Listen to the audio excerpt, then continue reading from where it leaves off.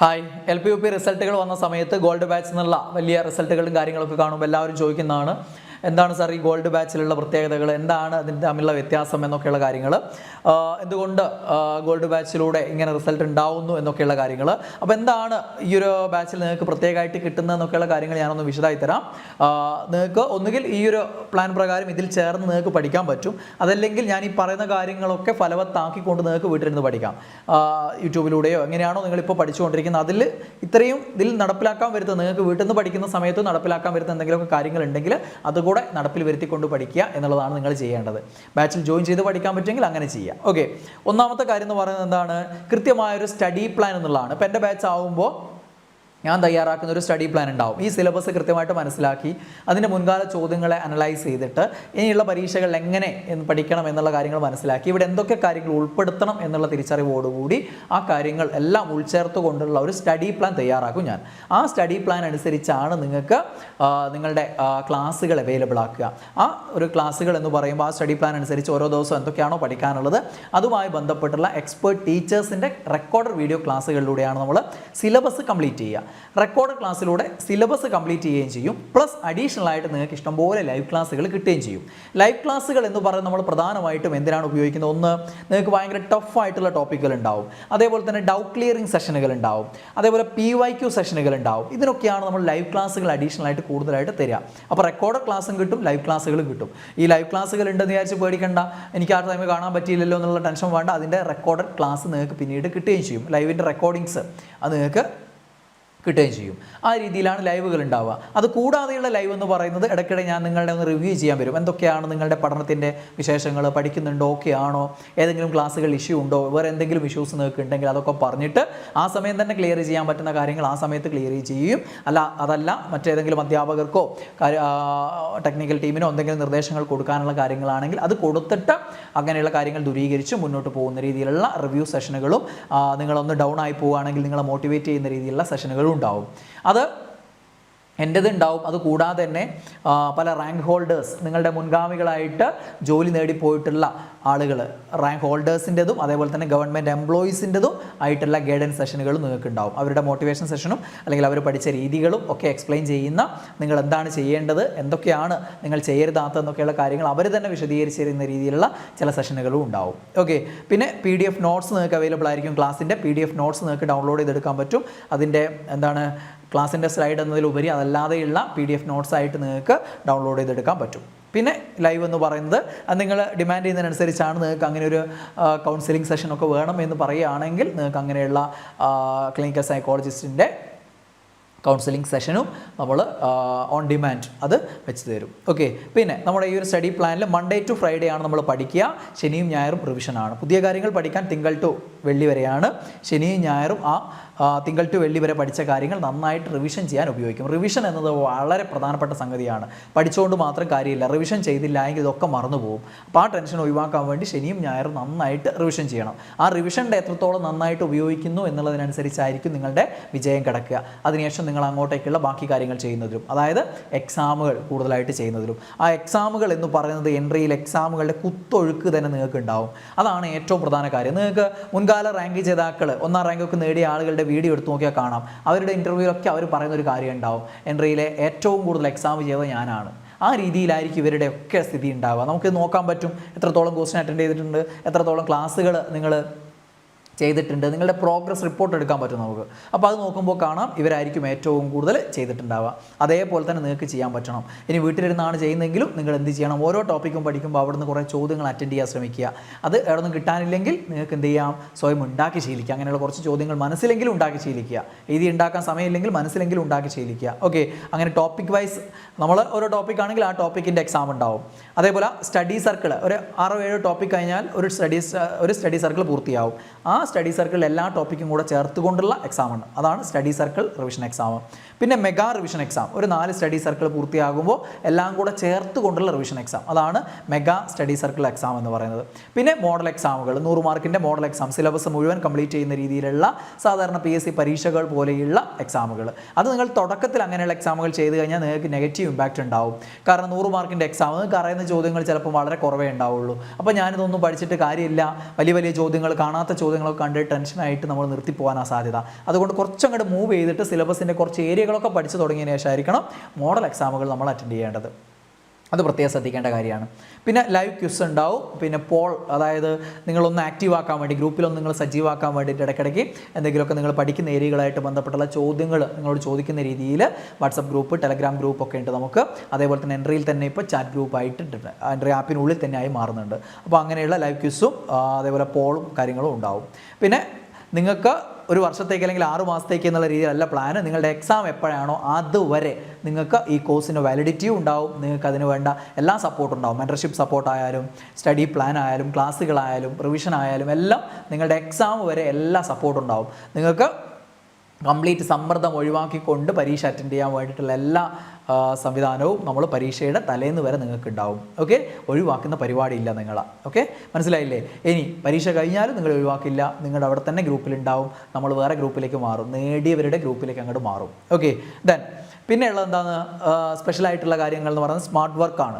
അതായത് കുറച്ച് ട്രെയിനിങ് നിങ്ങൾക്ക് തരേണ്ടതുണ്ട്. അതായത് ലോജിക്കൽ ഗസ്. നിങ്ങൾ ഏതൊരു റാങ്ക് ജേതാവും 10-15 മാർക്ക് നേരിട്ട് വായിച്ചു പഠിച്ചിട്ടില്ലാത്ത ചോദ്യങ്ങളിൽ നിന്ന്, അല്ലെങ്കിൽ ആ സമയത്ത് വായിച്ചാൽ എല്ലാം അറിയാം എന്നുള്ള ചോദ്യങ്ങളിൽ നിന്നല്ലാതെ നേടിയെടുക്കാറുണ്ട്. അതിലൂടെയാണ് ആദ്യ റാങ്ക് ജേതാക്കൾ ജനിക്കുന്നത്. അപ്പോൾ അതിന് വേണ്ടിയിട്ടുള്ള ഒന്നാമത്തെ കാര്യം എന്ന് പറയുന്നത് ലോജിക്കൽ ഗസ്, അല്ലെങ്കിൽ ലോജിക്കൽ കറക്കിക്കുത്ത് എന്നൊക്കെ വിളിക്കുന്ന എലിമിനേഷൻ മെത്തേഡ് എന്നൊക്കെ പറയുന്ന കുറച്ച് നമ്മുടെ ലോജിക്ക് ഉപയോഗിച്ചും ചോദ്യകർത്താവിൻ്റെ സൈക്കോളജി ചിന്തിച്ചിട്ടൊക്കെ ആൻസർ ചെയ്യേണ്ട കുറേ കാര്യങ്ങളുണ്ട്.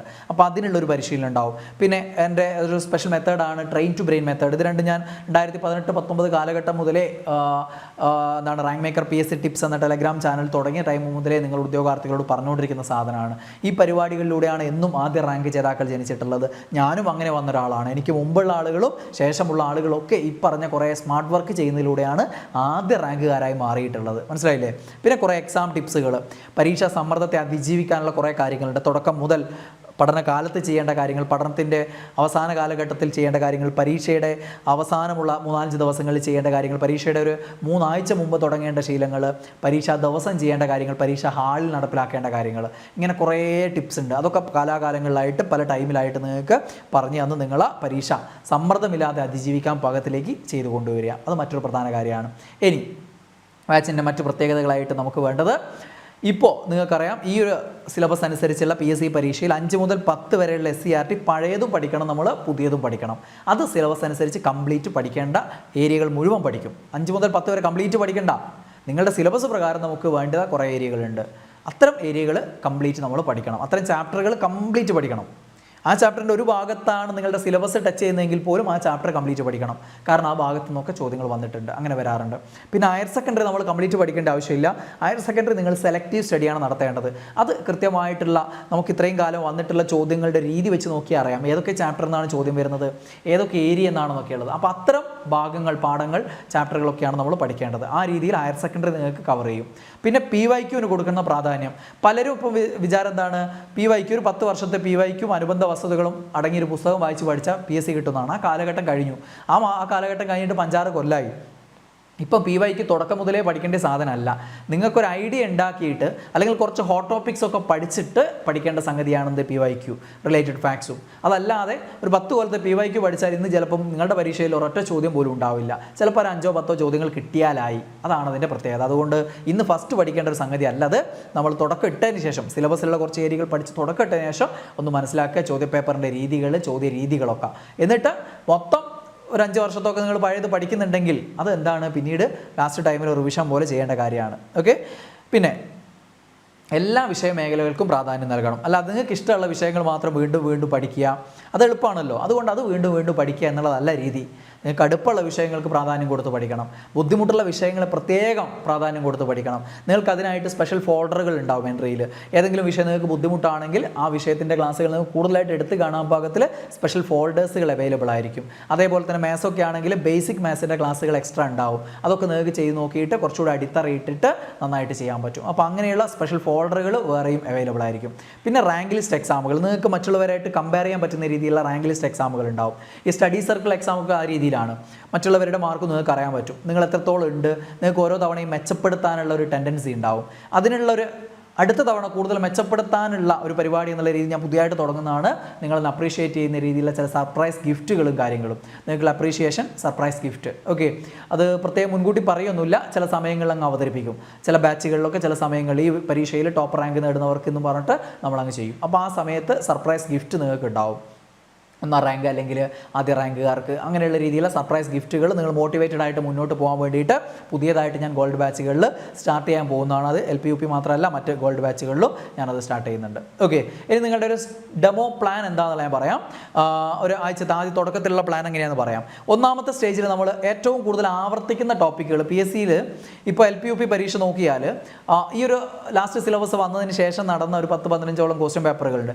ഈ ക്വസ്റ്റ്യൻ പേപ്പറുകളൊക്കെ എടുത്ത് നോക്കിയാൽ NCA, SR എന്നൊക്കെ പറഞ്ഞുള്ള ക്വസ്റ്റ്യൻ പേപ്പറുകൾ ഉണ്ടല്ലോ, ഇതെല്ലാം കൂടി എടുത്ത് നോക്കിയാൽ ഒരു ട്രെൻഡ് ഉണ്ട്. ഏറ്റവും കൂടുതൽ ആവർത്തിച്ച കുറേ ടോപ്പിക്കുകൾ കാണാം. ആ ടോപ്പിക്കുകൾ നമ്മൾ ആദ്യം അങ്ങോട്ട് പഠിക്കുക എന്നുള്ളതാണ്. ആ ടോപ്പിക്കുകൾ ഒരു 8 ടോപ്പിക്കുകൾ അവിടെ കൊടുത്തിട്ടുണ്ട്. ഈ ടോപ്പിക്ക് പഠിച്ചാൽ 8 മാർക്ക് മിനിമം ഉറപ്പാണ്. അപ്പോൾ അത് വളരെ കുറഞ്ഞ ദിവസം കൊണ്ട് തന്നെ 100ൽ 8 മാർക്കായി, 8% മാർക്കായി.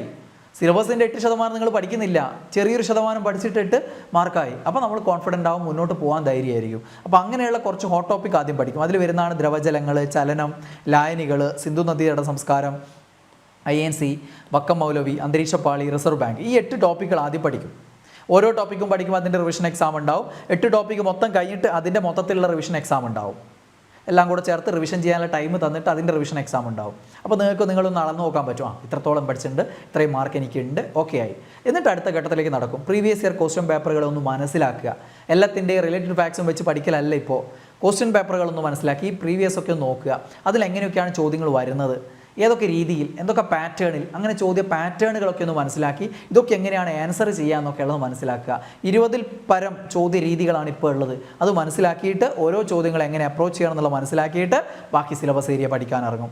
അങ്ങനെ സിലബസ് ഏരിയ പഠിക്കാൻ ഇറങ്ങുന്ന സമയത്ത് അവിടെ നിങ്ങൾക്ക് GK ടോപ്പിക്കുകളും ഇംഗ്ലീഷ്, മാത്സ്, മലയാളം, സൈക്കോളജി എല്ലാം കൂടെ ചേരുന്നതായിരിക്കും ഓരോ സ്റ്റഡി സർക്കിളുകളും. അങ്ങനെ ഒരു സ്റ്റഡി സർക്കിൾ കഴിയുമ്പോൾ അതിൻ്റെ റിവിഷൻ എക്സാം, പിന്നെ അടുത്ത സ്റ്റഡി സർക്കിൾ കഴിയുമ്പോൾ അതിൻ്റെ റിവിഷൻ എക്സാം, അങ്ങനെ 4 സ്റ്റഡി സർക്കിൾ കഴിഞ്ഞാൽ എല്ലാം കൂടെ റിവിഷൻ ചെയ്യാൻ കുറച്ച് ദിവസം തന്നിട്ട് അതിൻ്റെ റിവിഷൻ എക്സാം. ഇങ്ങനെ റിവിഷൻ്റെയും റിവിഷൻ എക്സാമും ഉണ്ടാവും. അങ്ങനെ സിസ്റ്റമാറ്റിക് ആയിട്ട് മുന്നോട്ട് പോകുന്ന രീതിയിലാണ് ഈ ഒരു ബാച്ച് ഞാൻ പ്ലാൻ ചെയ്തിട്ടുള്ളത്. ഇതേപോലെ തന്നെയാണ് നമ്മൾ LP UP ആയാലും LDC ആയാലും LGS ആയാലും +2 ലെവലായാലും ഡിഗ്രി ലെവലായാലും ഒക്കെ ഗോൾഡ് ബാച്ചിൻ്റെ ഒരു രീതി എന്ന് പറയുന്ന ഈ രീതിയിലാണ്. അപ്പോൾ ഫസ്റ്റ് സ്റ്റഡി സർക്കിളിൻ്റെ ഒരു ഡെമോ കൂടെ ഞാൻ പറഞ്ഞുതരാം. അപ്പോൾ അതിൽ അളവുകളും യൂണിറ്റുകളും എന്നുള്ള ടോപ്പിക്ക് നമ്മൾ പഠിക്കും. പിന്നെ മാത്സിൽ ഭിന്നസംഖ്യ എന്നുള്ള ടോപ്പിക്ക് പഠിക്കും. സൈക്കോളജിയുടെ ഇൻട്രൊഡക്ഷൻ ക്ലാസ്സുകളും കാര്യങ്ങളും പഠിക്കും.